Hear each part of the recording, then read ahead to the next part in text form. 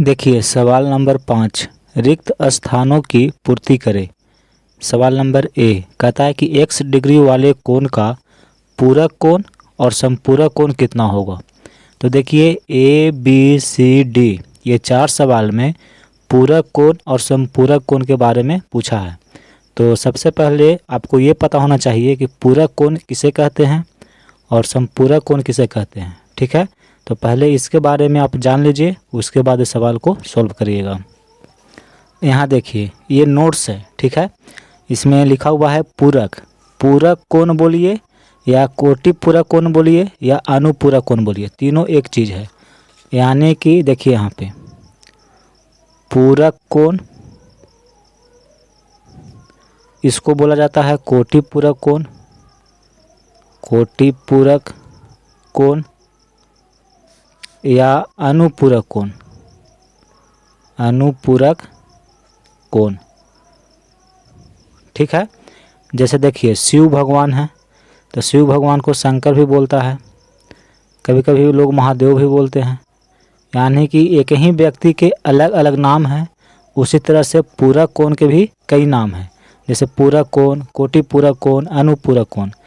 तो तीनों एक ही शब्द है। ठीक है, पूरक कोण को ही कोटि पूरक कोण बोलते हैं और अनुपूरक कोण बोलते हैं। तो कन्फ्यूज मत होइएगा, कहीं कहीं पूरक लिखा हुआ रहेगा, कहीं कोटि पूरक लिखा हुआ रहेगा, कहीं अनुपूरक रहेगा। ठीक है, अब देखिए कहता है कि यदि दो कोणों की मापों का योग 90 डिग्री हो तो वे परस्पर पूरक कोण कहलाते हैं। यानी कि अगर दो एंगल जिसको जोड़ने पर 90 डिग्री हो जाए तो ये दोनों एंगल एक दूसरे के पूरक कोण कहलाएंगे। जैसे एग्जांपल देखिए, मान लेते हैं कि एंगल ए है 40 डिग्री और एंगल बी ये है 50 डिग्री। ठीक है, तो देखिए 40 डिग्री और 50 डिग्री दोनों को जोड़ेंगे तो हो जाएगा 90 डिग्री। तो हम कहेंगे कि 40 डिग्री और 50 डिग्री एक दूसरे के पूरक कोण हैं। ठीक है, देखिए एक कोण 60 डिग्री का है, एक कोण 30 डिग्री का है, दो कोण है, ये दोनों को जोड़ेंगे तो हो जाएगा 90 डिग्री। तो हम कह सकते हैं कि 60 डिग्री और 30 डिग्री ये दो कोण आपस में क्या है, तो पूरक कोण है, एक दूसरे के पूरक है।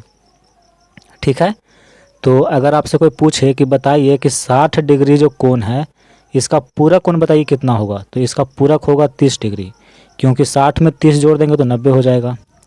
फिर आपसे कोई सवाल पूछेगा कि बताइए कि 80 डिग्री कोण का पूरक कोण कितना होगा, तो 80 है तो 80 में कितना जोड़ेंगे कि 90 हो जाएगा, तो 10, तो 80 का पूरक कोण होगा 10 डिग्री। ठीक है, तो अगर एक दिया हुआ है और दूसरा निकालना है तो कैसे निकालेंगे। देखिए मान लीजिए कि कोई कोण है x डिग्री, ठीक है, और कहेगा कि इसका पूरक कोण बताइए, तो पूरक कोण हम जानते हैं कि 90 डिग्री में से इसको घटा देंगे, बाकी जो बचेगा से वो इसका पूरक कोण कहलाएगा। जैसे देखिए नहीं समझे तो देखिए, मान लीजिए कि 60 डिग्री एक एंगल है, ठीक है, और सवाल आपसे पूछेगा कि बताइए कि इस कोण का पूरक कोण कितना है।